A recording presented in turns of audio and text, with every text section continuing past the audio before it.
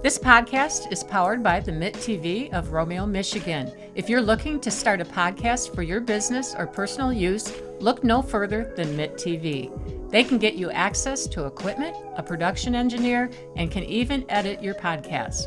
That's all right here at Mitt TV of Romeo, Michigan, and you can contact them right now via email at mitt.tvromeo@gmail.com. That's mitt.tvromeo@gmail.com.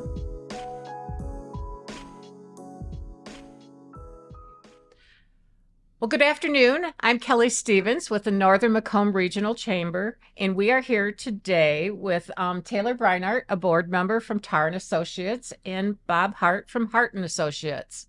Taylor? Hey, Bob. Thanks for joining us today.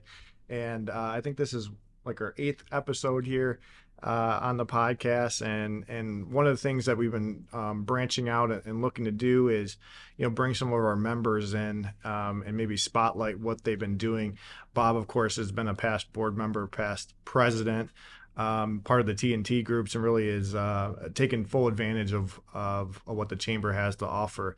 And I think this is a great time with the season that we're in, especially what Bob's going to be here talking today about Medicare and the different advantages of that. So, Bob, love to hear a little bit about how you got here, right, into the Medicare space, and a little bit about your business. Okay. And again, I've been a chamber member since I opened my business here in Romeo, and it's been excellent for my career. I retired at the end of 2019 and took a couple years off, and then I was turning 65 myself and was looking into Medicare, and being still licensed for insurance and health insurance, I knew things, but once I started to look at it, I was like, oh my gosh, look at how this is, and that's with me having some background in that. So I took care of myself and got involved in getting my Medicare together, and then found out there really was a need for licensed people to be a broker. I've become a broker, and helping people get into the Medicare. And it's something just falls naturally to all the time I had spent, as an insurance agent with my agency to do that. So this has been a great second kind of career for me. So. And I guess you're right as far as the timing. Today is October 15th, which is the first day of the annual enrollment period. This is when you get inundated with all the commercials. Yeah. You see Martha or Joe Namath and all that type of stuff. And over the last couple of years, that's something I'll touch on too. That has been something that has caused a lot of regulation because I don't know if people know, when you put your zip code in and you call, that actually goes to a call center that sells your phone call that you're doing to somebody that is paid to talk to you. And they could be in any part of the state, or states rather, United States. They don't have to be in the state. And they might offer just one or two plans, and that's what they're paid money, and they want to sell you. So they have had regulations, a lot of problems. Now, phone calls, when we talk about actual plan specifics and things, we have to record the phone call if it's not in person.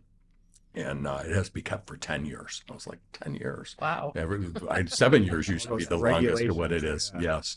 And then you have to have a scope of appointment. And it used to be 24 hours before you met with somebody, you get permission to speak to somebody. Now that's 48 hours. But they've been doing that to protect seniors, because there are people that are predatory, people that are not scammers. Or just out, they're selling, and they're out to make money, and however they can do that. And their fines have been huge, but they make so much more money that they pay the fines. Right. That's happened. Now, Bob, I think sometimes there's a misconception about Medicare in general, and a lot of times people just think it's a free provided benefit that everyone at age 65 gets. So can you talk a little bit about that? Yes. As far as Medicare, most people that have worked at 40 quarters, so 10 years, you've paid into it, you get Part A. And if you haven't worked that time, then the cost can be up to $500 a month for that Part A. But most people that have worked and had careers, they qualify for the Part A. When you start full Medicare, then that's when you add in Part B, and there is a cost to that. The base cost is this year $174.70, and that fluctuates. We don't know what 2025 is yet, but that's you pay for the Part B. And when you do that, now you've started that you're on Medicare. But that doesn't cover everything. It covers A is your hospitalization, B is going to be for your outpatient, your doctors, your specialists. But Medicare is not going to cover, it is going to cover 80% basically. So you would be responsible for the other 20%. There's no cap on that. So that's where people get more than that. And a lot of people, you have Medigap or the MedSup term. That is where private insurance comes in, and you still have your government insurance, but then the gap insurance covers that 20%. And sometimes it can add other things, dental and vision and things that are not in normal Medicare. And what it does not, those two components, they still don't cover drug coverage. So you would get typically a drug plan, and you want to get, even if you're not taking medications, you want to get even a minimum drug plan that would keep you from getting down the road a penalty for not having that. So those are some of the regulations that kind of You can be penalized for not having that?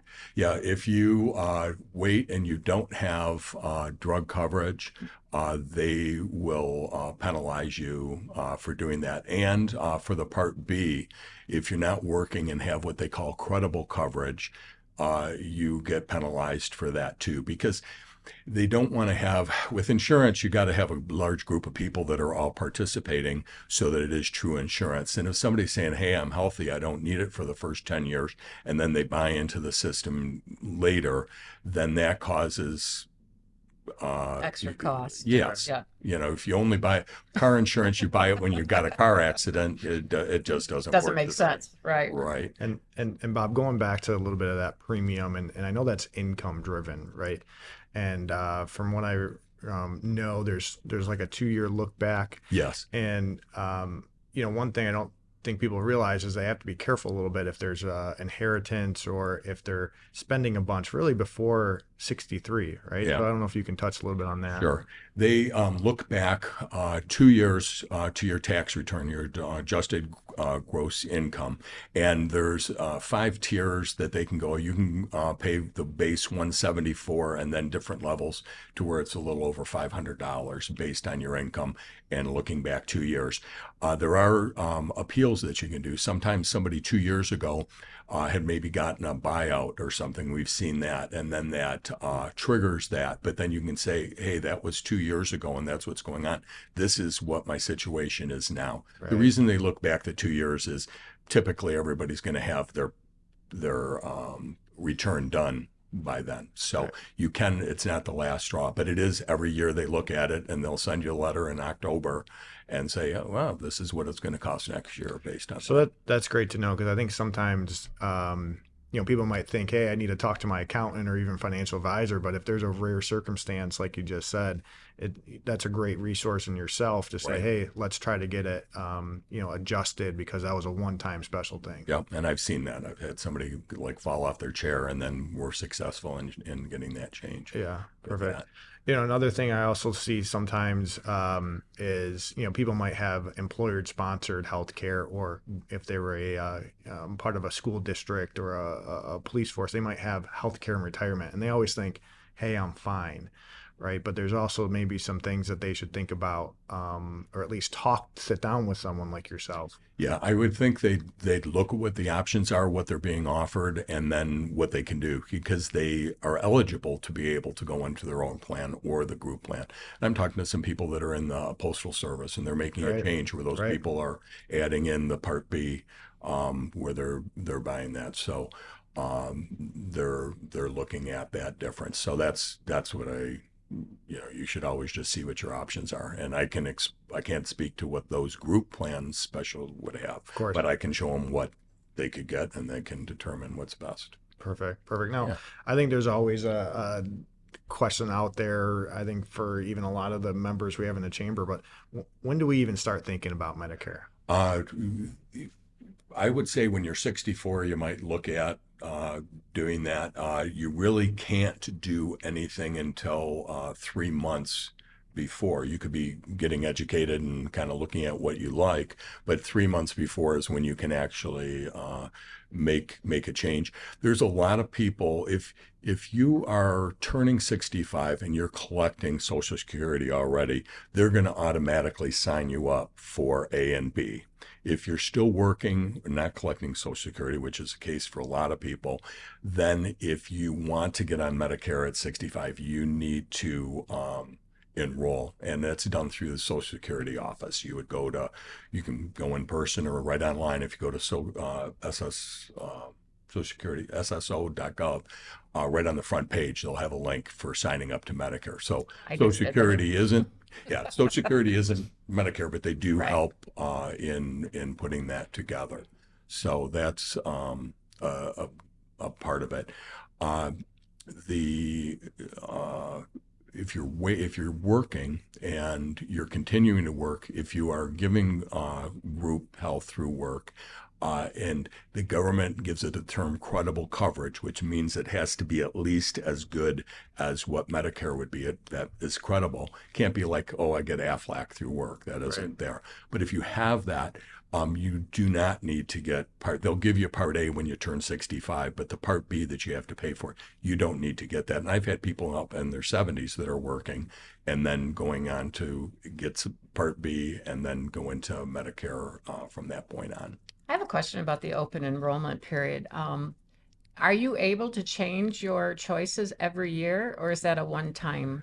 There is two terms. Now, what we're going into right now is the annual enrollment period. So that is the time with everybody that is in Medicare, they can shift. They can go from an Advantage plan to a supplement. They can change their drug coverage. They can do whatever. And whatever they do during this period, which is today, October 15th, through December 7th, that becomes effective on January 1st. So that's what we're in right now. There is an open enrollment period, and that's for people that have Advantage plans. And those people, in addition to this time that they could change to start January 1st, they can make changes January, February, and March. And if you change it in January, it would be effective February, March, and so on. So those are a couple of points. There's a lot of special enrollment periods throughout the year, and then obviously when you're turning 65. So there's a whole page of different dates that could be there. Yes, you move.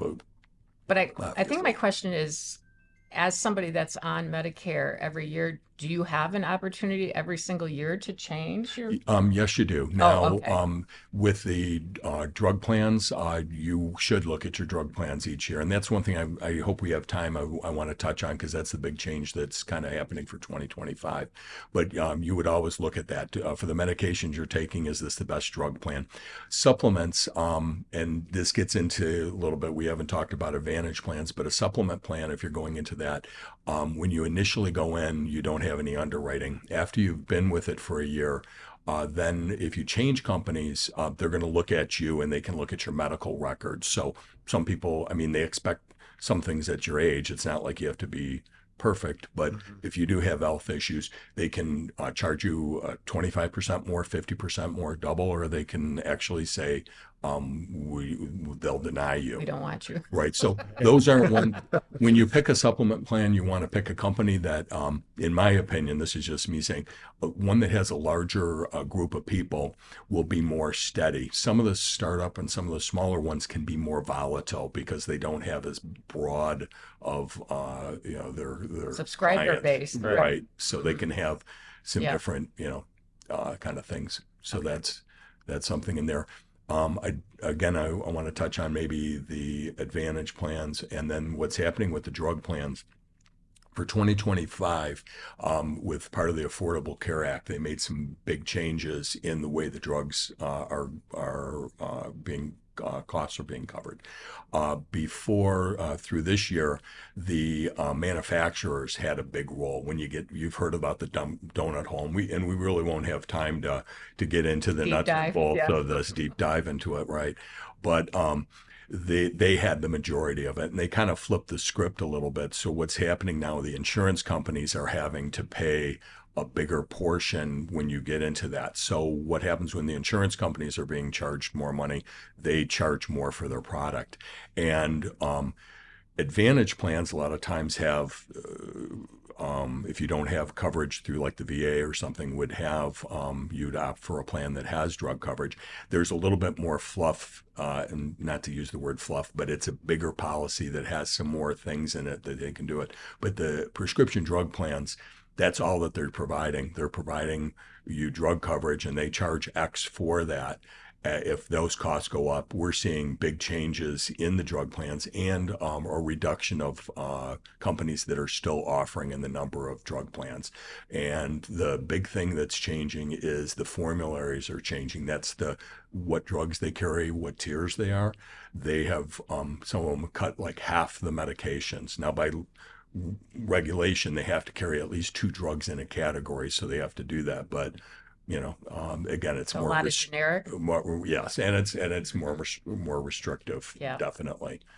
So Copays going up. yes, yeah, Yeah. and there's 2 different ways that you can do it, and you really need to look at how it works and how it affects with you, because some plans have deductibles, and some plans don't. Some plans have a bigger monthly cost and other ones, but none of that means anything until you look at what the bottom line is for a Cost of the 12-month drug. period, Right. what the drugs are going to cost you, and you really have to analyze it from that way. And another thing something they're introducing is in 2025, it puts the onus on the insurance company, but they're allowing it to be you can pay it over the period of the year. So somebody, and how we've analyzed it, let's say in January, by February, you've hit the new maximum, which is $2,000. They've reduced that, and it actually out of pocket is a little less than that, but that's complicated too. The actual cost you can break down. So if you were, let's say $1,000 was your first month that you had to do, you can say, I want to pay that over the period of the year. So they would take 11 months and they would break that, or 12 months if it was the beginning, and you'd pay 1/12 increments of 12. And then next month you had another $1,000. They would add that and your balance, they divide that by 11 months. So it kind of accrues. And if you're going to be getting that in the first couple of years, or a couple months rather, that might be a good strategy. But let's say you were paying $100 a month and you were to go in that payment plan.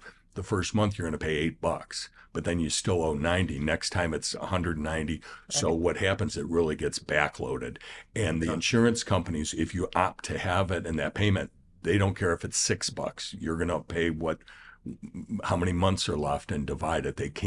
You can't say, I want this drug to be on a payment and not this. And they've forced this on the insurance companies. So the insurance companies are floating the people. So money. if you really are hitting what used to be the donut hole very quickly, it can make sense. But if you're not, that probably is something you want to look at before you opt into. So that was something we just kind of had to figure out. What does this mean? So, Sounds like you have to be a wizard to figure it out. well, they It sounds like you just got to talk to Bob. This is all. They make rules, and then you got to figure out how you're gonna Implement them with that. Right. Yep. So, so that's in the drug part. The Advantage plans. One thing I talk to a lot of people. A lot of the plans and the plans we work with, the majority of them are of the 0 premium plans. And people go, how can something cost That's nothing? a question I have, and go because for the that. next level has a deductible, and then your next one has. How does that? When I've looked at it, some of the plans will have some things that might be real important, and there's a premium that's involved with that. So there is a reason that those things are in Does it there. affect your out-of-pocket cost?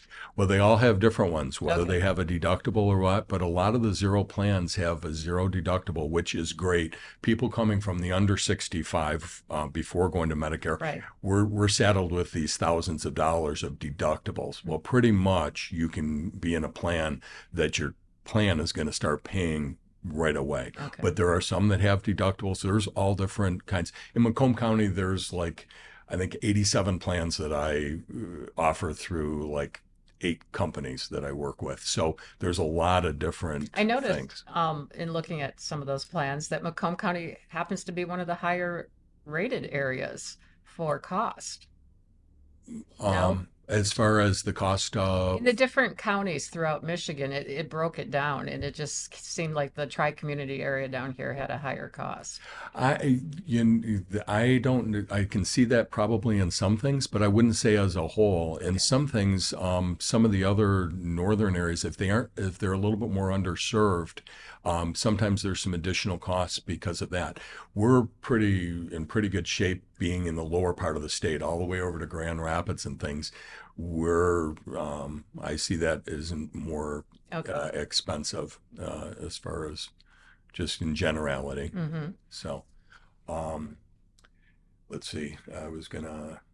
As far as one thing I want to mention, as far as working with like a broker, Mm-hmm. you can go to Medicare.gov and you can go online and you can see all the companies and have the things in there. You can even put in your medications and you can do all this research and do that. That's what I did when I was turning 65, and it was like, oh my gosh.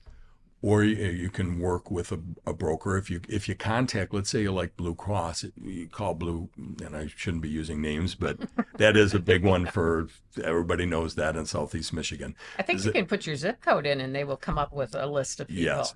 people. Mm. But if you talk to an individual carrier, they're going to be very knowledgeable about that, but they aren't going to be able to tell you anything about anything else that's out there. So if you're working with a broker, they represent a number of different companies. There's no cost that is through they get paid by the insurance companies to do that. The insurance companies like having brokers and are fighting to keep the brokers because they find with brokers that the people are happy with what their decisions are because they've made it more of an educated right choice. Because with insurance, if you you have a policy and you're in there for a plan for 3 months and you leave and go to something else, that's expensive for the company. They want to have Keep you as a what they call client. retention. Right. Retention is very important, and they find that that's a lot better when there is brokers I think when involved. you have a broker, you feel more comfortable asking these questions. You can't ask all these questions on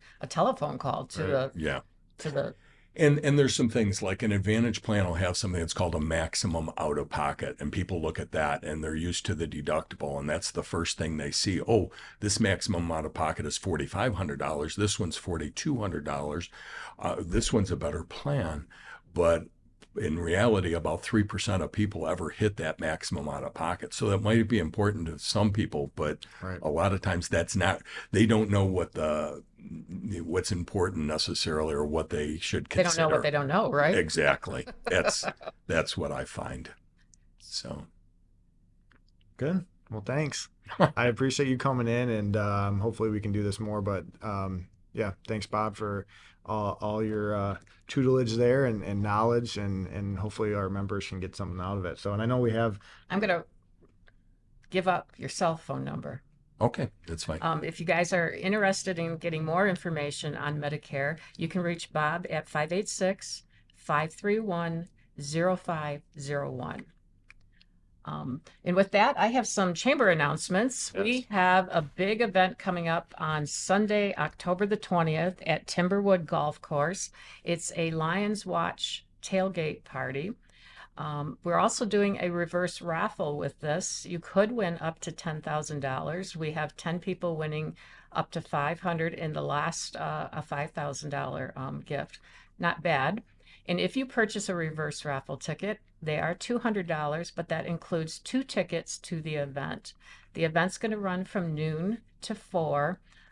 We have some putting games there. We do have door prizes. A television's going to be given away, a Lions booze basket, and then we have that last 100, number 100 ticket that we're going to give away to one of the attendees. So all the information is on our website if you'd like to attend. We hope to see you there. And that's the Lions versus the Vikings. We have 2 ribbon cuttings coming up in the next 2 weeks. Supernatural Beauty Company just opened, or Beauty and Company just opened at 129 Newberry in Romeo. Their ribbon cutting is going to be held on October the 16th at 4 p.m. And then Metamorph Pilates also brand new at 216 North Bailey. They will be doing their ribbon cutting on the 24th at 4 p.m. Well, thank you, Taylor and Bob, for joining me today. I think it was very educational for the people in my age group. Yeah, and mine as well. Taylor, you seem to know a lot about this too, but it comes with the territory, I Yes, believe. it does. I hope you all have a great week, and thank you. Thank you. This podcast is powered by the Mitt TV of Romeo, Michigan. If you're looking to start a podcast for your business or personal use, look no further than Mitt TV. They can get you access to equipment, a production engineer, and can even edit your podcast. That's all right here at Mitt TV of Romeo, Michigan, and you can contact them right now via email at mitt.tvromeo@gmail.com. That's mitt.tvromeo@gmail.com.